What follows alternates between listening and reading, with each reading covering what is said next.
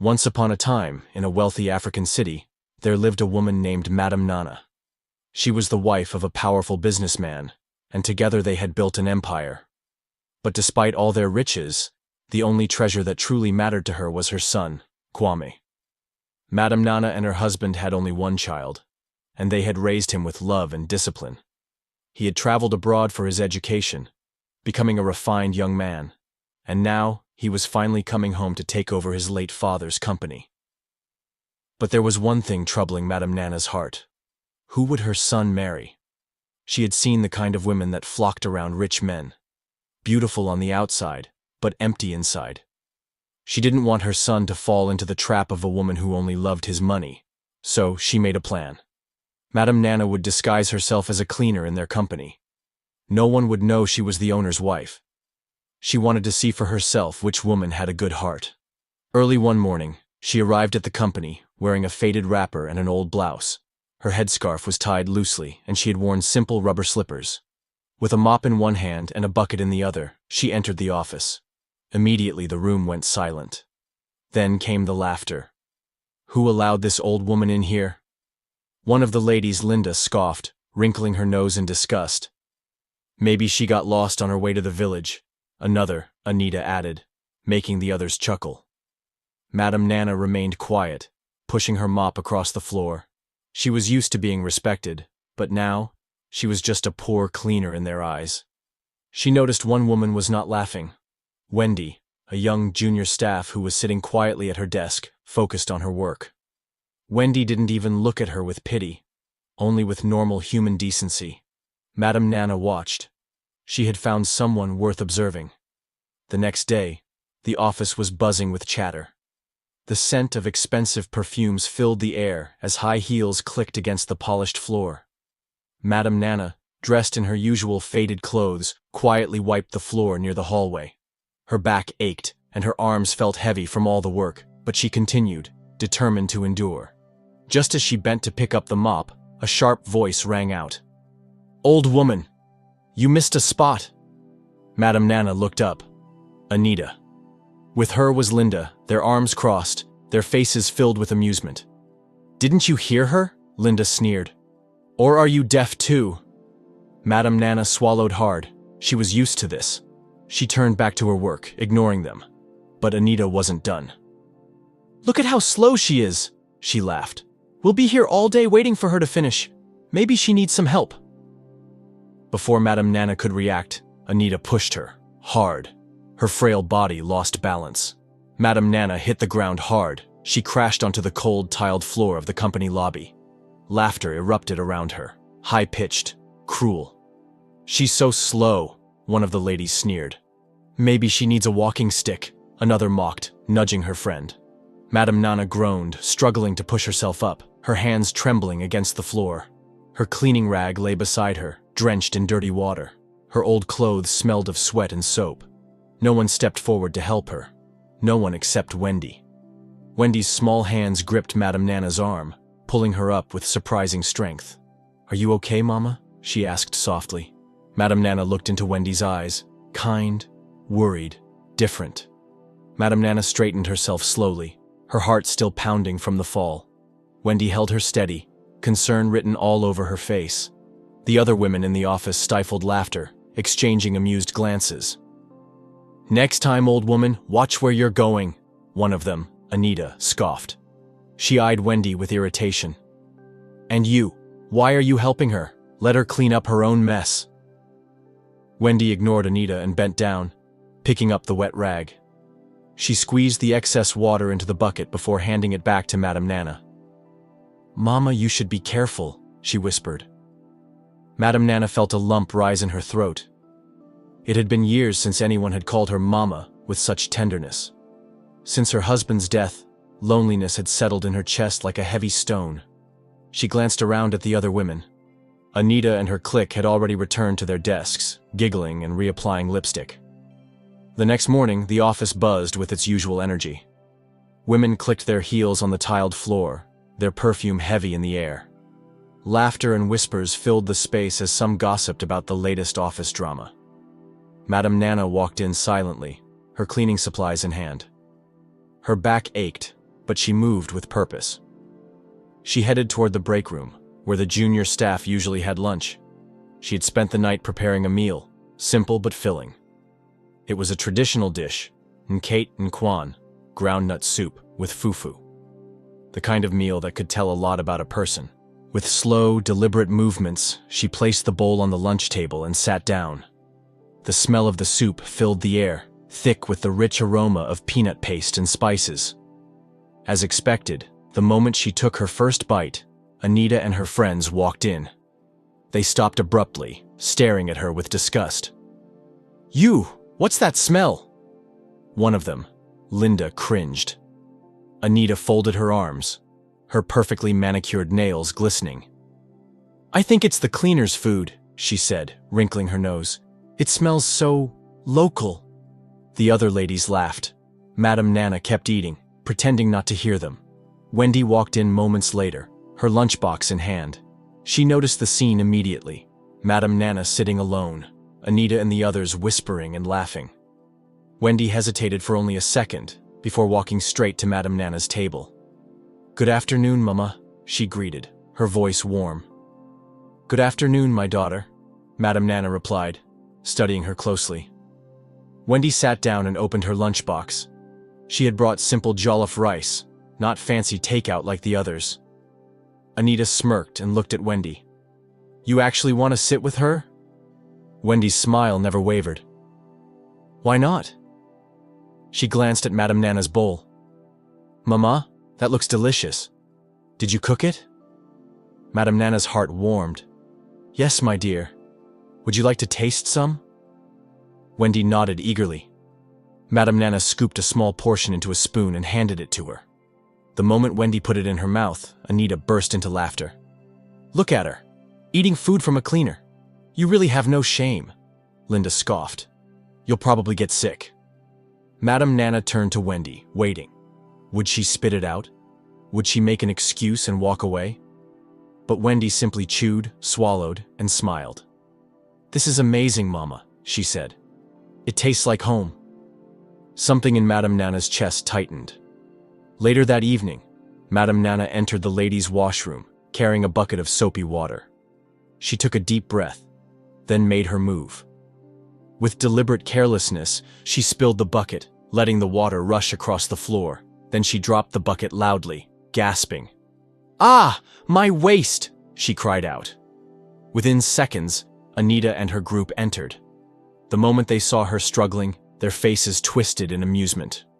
"Oh no, the poor old woman fell again," Anita mocked, her voice dripping with fake concern. Linda snorted. "Maybe she should stop working. She's too old for this."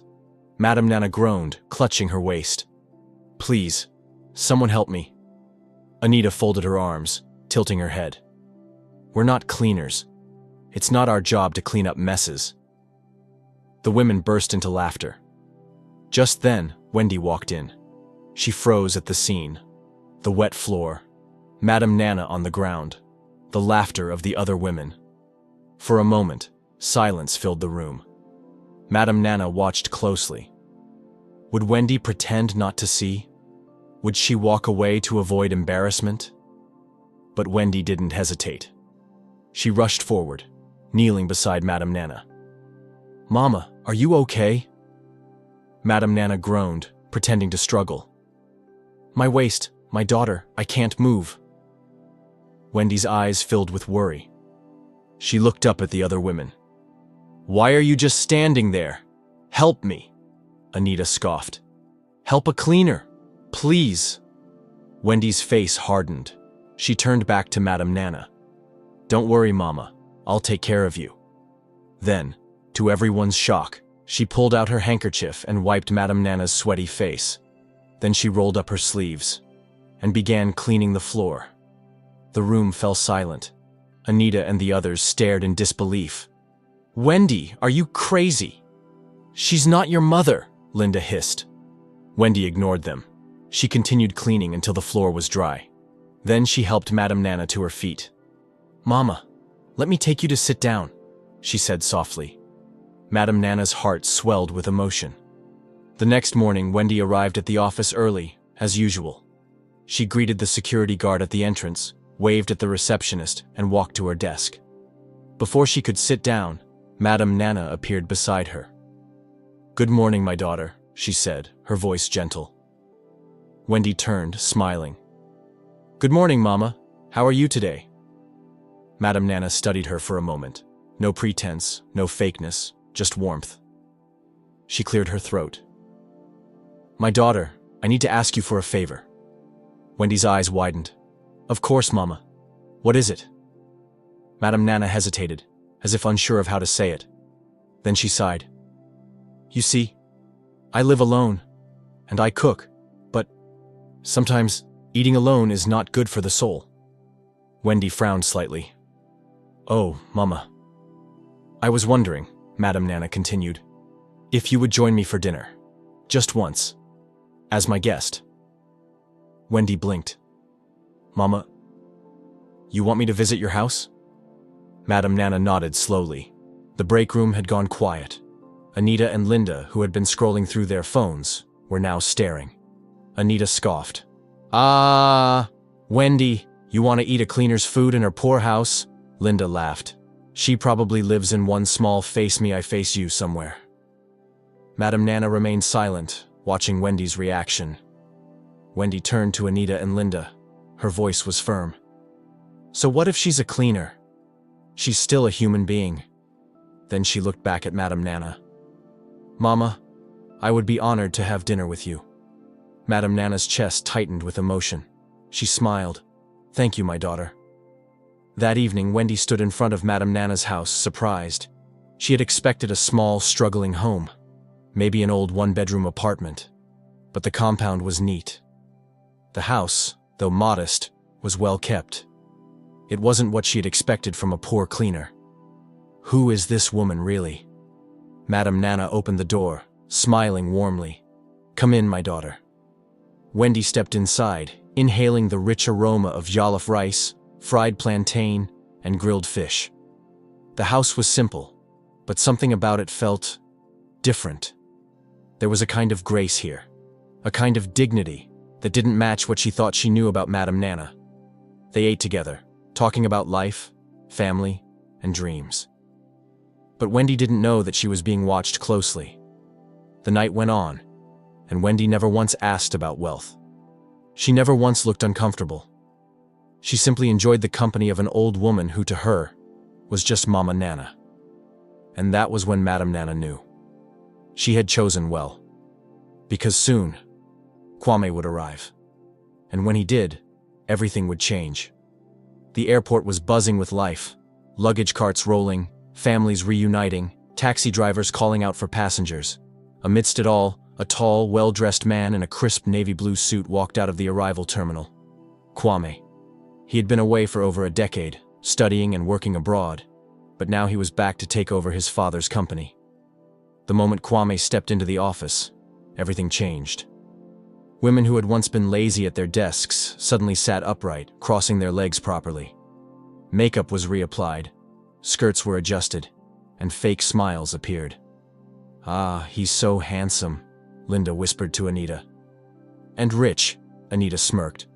"I must be the first to greet him." Kwame, however, barely noticed the attention. He was here for one reason, to continue his father's legacy. And to his surprise, he saw something unexpected. In the middle of the office, an old cleaner was mopping the floor. She was bent slightly, working diligently, her hands rough from years of labor. Something about the scene felt wrong. Kwame frowned, stepping closer. "Excuse me, Mama," he said softly. "Why are you cleaning this floor? Where is the janitorial staff?" The woman looked up, surprised by his concern. Before she could respond, Anita interrupted. "Ah, sir. Don't worry about her," she said sweetly. "She's just a cleaner. She's used to this kind of work." Kwame turned to her, his frown deepening. "Used to it?" His voice was sharp. "Does that mean she shouldn't be treated with respect?" Anita's face fell. But before she could stammer a response, Wendy's voice cut in. "She deserves all the respect in the world." Kwame turned to the speaker and saw her. A young woman, different from the rest. No heavy makeup, no exaggerated smile. Just a quiet confidence. Their eyes met, and something in Kwame's chest tightened. From the moment he locked eyes with Wendy, something inside him stirred. It wasn't just her beauty, though she was stunning in a simple, effortless way. It was something deeper. There was kindness in her eyes. A quiet strength. Who was she? Later that day, Madam Nana sat in her office. Well, the janitor's storage room, pretending to sort through cleaning supplies. But her ears were sharp, listening to the murmurs floating through the office.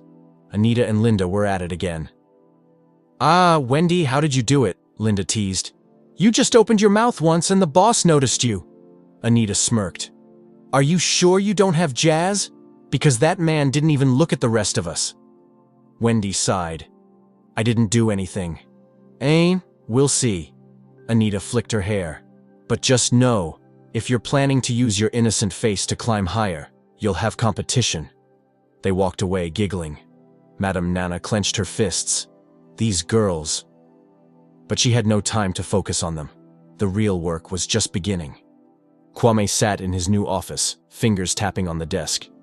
He should have been going through reports. The company board had given him a mountain of responsibilities. But his mind was elsewhere. On the girl from earlier. With a deep breath, he picked up his intercom and pressed a button. "Rose, please send Wendy from junior staff to my office." Then the receptionist's voice crackled through. "Sir? Wendy?" "Yes." "Right away, sir." Downstairs, Wendy froze. The boss wanted to see her. Her heart pounded. Had she done something wrong? Anita and Linda were staring, eyes wide with jealousy. I told you she had jazz," Anita whispered. Wendy ignored them and forced her legs to move. She knocked softly on the massive wooden door. "Come in," a deep voice called. She stepped inside, feeling like she had entered another world. The office was grand. Polished wood, large windows with a breathtaking city view, shelves lined with books. And behind the huge desk sat Kwame, his sharp eyes watching her closely. For a second, she forgot to breathe. He was even more handsome up close. "Good afternoon, sir," she said quickly, lowering her gaze. Kwame studied her. "I hope I didn't make you uncomfortable earlier," he said. "I just don't like seeing people treated unfairly." Wendy blinked. That was why he had noticed her? She smiled softly. "Thank you, sir. That was kind of you." Kwame hesitated, then asked, "How long have you worked here?" "A few months, sir." "And that cleaner, the older woman, you seem close to her." Wendy's eyes brightened. "Mama Nana? Yes. She's a wonderful person." Kwame's heart warmed at the name. Mama Nana. She had already won Wendy's heart without Wendy even knowing who she really was. Kwame leaned back in his chair. "Tell me about her." And for the next few minutes, he just listened. To the way Wendy spoke about kindness, about respect, about treating people with dignity. And the more she spoke, the more Kwame knew. This was no ordinary woman. And just like that, without knowing it, Wendy had taken her first step into his world. But Madam Nana was not done yet. The office was buzzing with rumors. Wendy had been called into the boss's office. The boss's office. Anita and Linda couldn't keep quiet. "I knew it," Anita whispered as she applied lip gloss. "She has been pretending all this time, but she knows what she's doing." "Maybe she's just lucky," Linda added, flipping her hair. Anita scoffed. "Lucky? In this world, people don't just get lucky. She's playing the game, and I'll make sure she doesn't win." They both turned to look at Wendy, who was quietly typing at her desk. Linda leaned closer. "So, what did the boss say?" Wendy barely glanced at her. "Nothing serious. He just asked about Mama Nana." Anita's eyes widened. "That cleaner again? What is wrong with you? Instead of using the opportunity to impress him, you were talking about that old woman?" Wendy sighed, tired of the conversation. "Mama Nana is a good person. I respect her, and I won't stop because you don't." Anita folded her arms. You'll regret it. But Wendy wasn't listening anymore. She had work to do. Later that evening, Madam Nana sat in her small house, staring at a pot of steaming soup. She had been expecting Wendy. True to her word, Wendy had agreed to have dinner with her again. Just as Madam Nana was about to dish the food, there was a soft knock on the door. Come in, my daughter, she called. Wendy stepped inside, smiling. Ah, Mama, something smells delicious, she said, sniffing the air. Madam Nana chuckled. Sit, sit. Today we are eating properly. As Wendy settled in, Madam Nana studied her closely. She had seen how the other girls treated Wendy. She had seen their jealousy, their sharp tongues, and she knew something was coming. Something that would test Wendy's heart. So, before they began eating, she placed her hand on Wendy's and looked into her eyes. My daughter, she said softly, be careful. Wendy frowned. Mama, what do you mean? Madam Nana sighed. You are a good person. But not everyone will be happy for you. Not everyone who smiles at you is your friend. Wendy swallowed. She knew that was true. But before she could respond, her phone vibrated. She glanced at the screen. A message from an unknown number. Meet me at Grand Royal Hotel tomorrow at 7 p.m. Alone. I have something important to tell you. Wendy frowned. Mama, someone just sent me a strange message. Madam Nana leaned forward. What does it say? Wendy read it out. Madam Nana's face darkened. She had a bad feeling about this, but she simply smiled and said, Be careful, my daughter. Not everything that glitters is gold. The next day, Wendy arrived at the Grand Royal Hotel, her heart pounding. Who had sent that message, and why did they want to meet her here? As she stepped inside, she saw someone waiting at a table in the corner. Anita. Wendy's stomach sank. She should have known. Anita smirked. Ah, Wendy. You came. Wendy folded her arms. What do you want? Anita leaned forward. Listen to me carefully. If you know what's good for you, you will stay away from Kwame. Wendy blinked. Stay away from... I don't even know him like that? Anita laughed coldly. Don't act stupid. The boss has already noticed you, and we both know it's only a matter of time before he starts chasing you. Wendy shook her head in disbelief. This is ridiculous. Anita's eyes darkened. No, Wendy. What's ridiculous is thinking you have a chance with him. She slid a brown envelope across the table. Wendy's heart pounded as she slowly opened it. Money. A lot of money. I'll make it simple, Anita said smoothly. Take this and quit the company. Leave quietly. Forget about Kwame. Wendy stared at the money. Her rent was due. Her younger brother needed school fees. Her mother's hospital bills were piling up. This money could solve everything. She swallowed hard. Then, with steady hands, she pushed the money back. No. Anita's face twisted with rage. You're making a mistake. Wendy stood. No, Anita. You are making a mistake. She turned and walked away, her heart racing. Anita had tried to buy her, and Wendy had passed the test. But she didn't know that someone else had been watching. In the far corner of the restaurant, hidden behind dark glasses, Madam Nana sat, sipping her tea. She had seen everything, and now she was certain. The night air was cool, but Wendy felt hot inside. She had just rejected a bribe that could have changed her life. Her mind was spinning. She could barely think straight as she walked away from the hotel. Why was this happening? She had no intention of chasing Kwame. She wasn't like Anita and the others. So why were they so threatened by her? She reached home, exhausted. But just as she was about to fall asleep, her phone buzzed again. Unknown number. You just made the biggest mistake of your life. Wendy's stomach twisted. She put the phone down and closed her eyes, whispering a quiet prayer. Something told her this was only the beginning. Wendy arrived at work early as usual, but the moment she stepped inside, she felt it. Something was wrong. People were staring, whispering. Some were laughing. She frowned. What was going on? Then she saw Anita, standing in the middle of the office, holding her phone high in the air. Everyone, please, listen to this, Anita announced. She pressed a button, and suddenly, Wendy's own voice filled the office. Kwame is already noticing you, and we both know it's only a matter of time before he starts chasing you. This is ridiculous. No, Anita, you are making a mistake. The audio had been edited, twisted. Anita had made it sound like Wendy was boasting about Kwame chasing her. The office erupted with laughter. So all that innocent face was fake, someone sneered. She's just like the rest of us, but pretending to be humble, another added. Wendy's face burned with shame. Her hands clenched into fists. Anita stepped closer, her eyes gleaming with victory. I warned you, she whispered. You should have taken the money.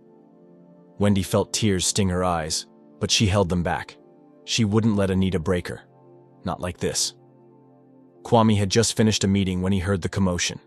He stepped into the open office space, confused. What's going on here? The laughter died instantly. People turned away, pretending to work. Kwame's sharp gaze swept the room, then landed on Wendy. She was standing there, stiff and silent. Something was wrong. His eyes flicked to Anita. What happened? He asked. Anita smiled sweetly. Oh, nothing, sir. We were just having some fun with Wendy. Kwame's jaw tightened, his eyes darkened. Anita. His voice was calm but firm. Step into my office, now. Anita's face paled. She tried to laugh. Oh, sir, it was just a joke. I said now. The entire office went silent. Kwame turned to Wendy, his voice gentler. Are you okay? Wendy swallowed hard and nodded. Yes, sir. But deep down, she wasn't.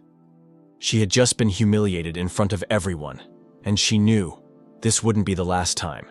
Madam Nana had seen everything. She had been standing in the hallway, watching as Anita publicly humiliated Wendy.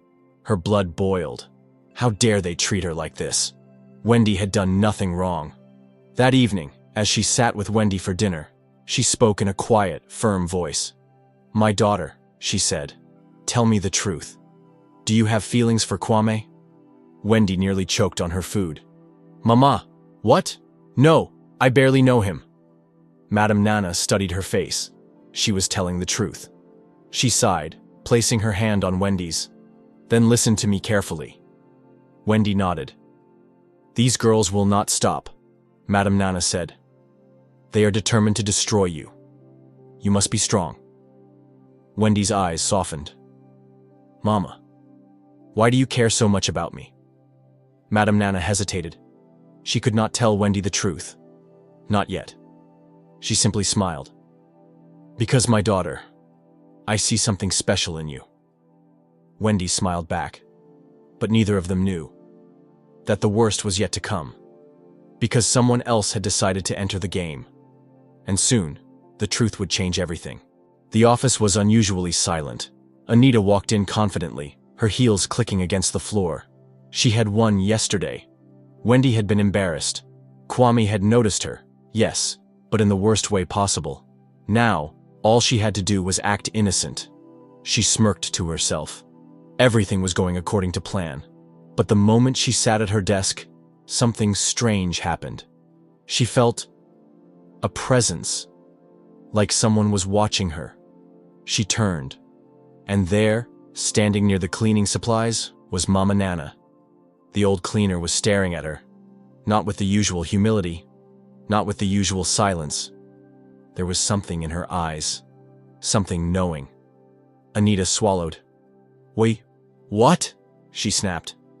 Madam Nana didn't speak. She just smiled. A slow, dangerous smile. Then, without a word, she picked up her mop and walked away. Anita shivered. Why did she feel scared? Kwame sat at his desk, lost in thought. He kept thinking about Wendy. She had been humiliated yesterday, but she hadn't fought back. She had simply held her head high and walked away. That kind of strength, it wasn't common. He pressed the intercom. Rose, call Wendy to my office. Downstairs, Wendy sighed when she got the message. Again? Why did the boss keep calling her? She gathered her courage and walked up. When she entered, Kwame was staring out of the window. He turned when he heard her. "Sit." Wendy obeyed, her heart pounding. Kwame studied her for a moment. "Are you okay?" he asked. She hesitated, then nodded. "Yes, sir." Kwame sighed. "I know what happened yesterday, and I want you to know, I won't tolerate bullying in this company." Wendy blinked. Was he defending her? She looked down at her hands. "Thank you, sir. But I don't want any trouble." Kwame leaned forward.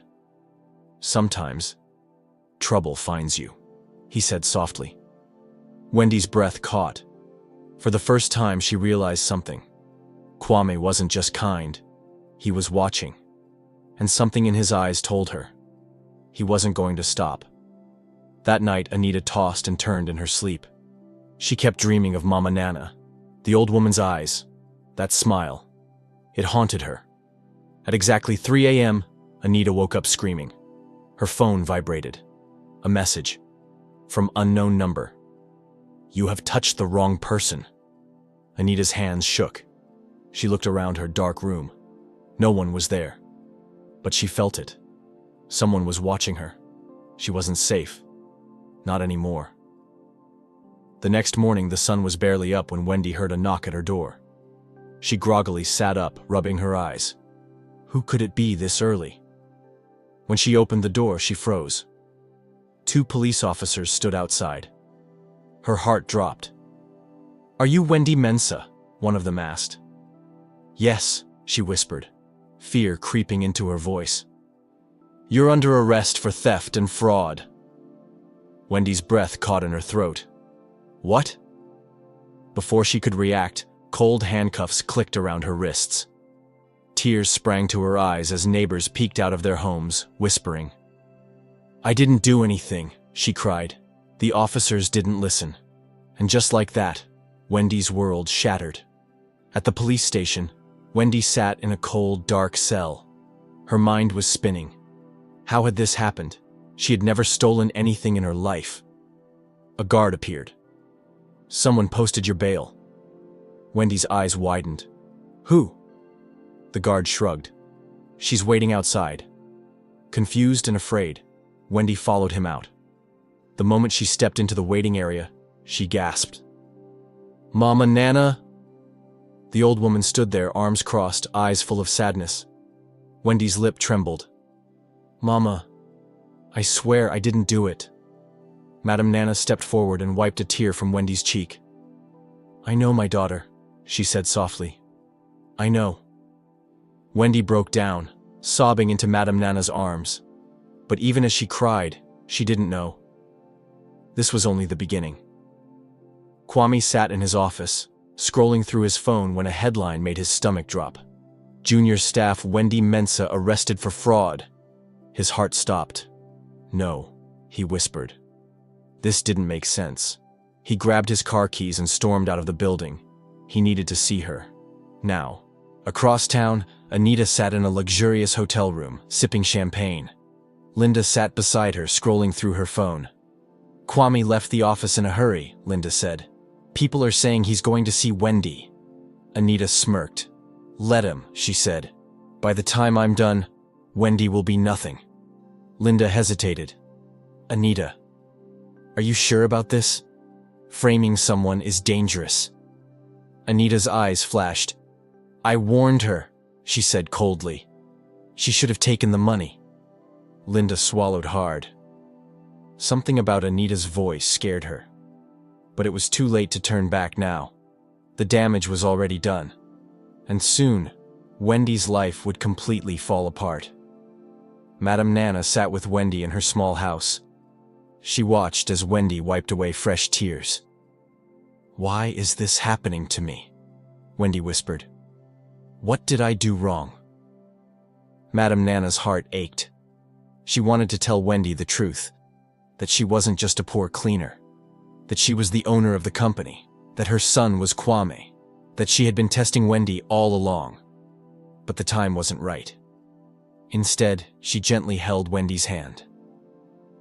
"My daughter," she said softly, "sometimes, when life tests you, It means something greater is coming.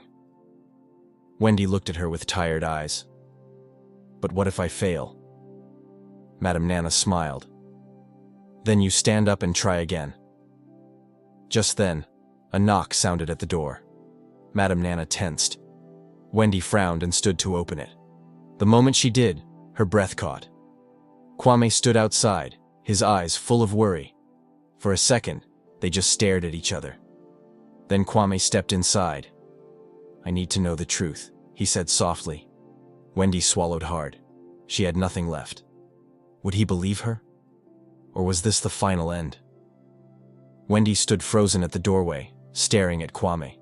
Her heart pounded. She had never expected him to come. Not after everything. Kwame stepped inside, his face unreadable. Wendy, he said, his voice softer than she expected. Tell me the truth. Did you steal the money? Tears burned Wendy's eyes. No, she whispered. I didn't. Kwame studied her face. There was no hesitation in her voice, no guilt. He wanted to believe her, but the evidence, it was strong. The company's financial team had traced missing funds to her account. Large deposits. Money Wendy couldn't possibly have earned. Even the police had been convinced. Wendy's voice trembled. Kwame, someone framed me. Kwame exhaled slowly. Do you know who? Wendy hesitated. Her gut told her Anita was behind this. But there was no proof. And after what Anita had done to her already, she knew how dangerous she could be. Kwame noticed her hesitation. His face darkened. Wendy, if you're lying to me, I swear. I'm not lying, Wendy cried, her voice breaking. I don't know how that money got into my account. I swear on my life. Kwame flinched at the raw pain in her voice. For a long moment, he said nothing. Then he turned toward the door. I'll investigate, he said quietly. If I find out you're telling the truth, I'll make sure the real thief pays. And just like that, he was gone. Leaving Wendy standing in the middle of the room, her heart shattered. Meanwhile, Anita sat at a fancy restaurant, sipping her cocktail, feeling victorious. Wendy was ruined. By tomorrow, she would be jobless. And soon, Kwame would forget all about her. But just as she was about to take another sip, her phone rang. She frowned. Unknown number. She hesitated, then answered. Hello? A deep, raspy voice whispered through the phone. You have made a terrible mistake. Anita's blood ran cold. Her throat went dry. Who is this? She demanded. No answer. Just the sound of slow breathing. Then, click. The call ended. Anita sat frozen, gripping the phone tightly. A chill ran down her spine. Something felt wrong. Very, very wrong. The next morning, Kwame sat in his office, his mind racing. Something wasn't adding up. If Wendy really stole the money, why didn't she flee? Why did she look genuinely broken when he confronted her? He rubbed his temples. He needed answers. And he knew exactly where to start. He picked up his phone. Security? Yes, sir. Pull up the CCTV footage from Wendy's office. There was a pause. Then, sir, there's a problem. Kwame frowned. What problem? All the footage from that week is missing. Kwame's blood ran cold. Missing. Someone had erased the evidence. And suddenly Kwame knew. Wendy had been telling the truth all along. He had made a terrible mistake. And now, it was time to make things right. But what Kwame didn't know was that someone was already one step ahead of him. Kwame's heart pounded as he gripped his phone. The CCTV footage was gone. Someone had erased it. And that meant only one thing. Wendy was framed. He had doubted her, accused her. And now, he needed to fix it.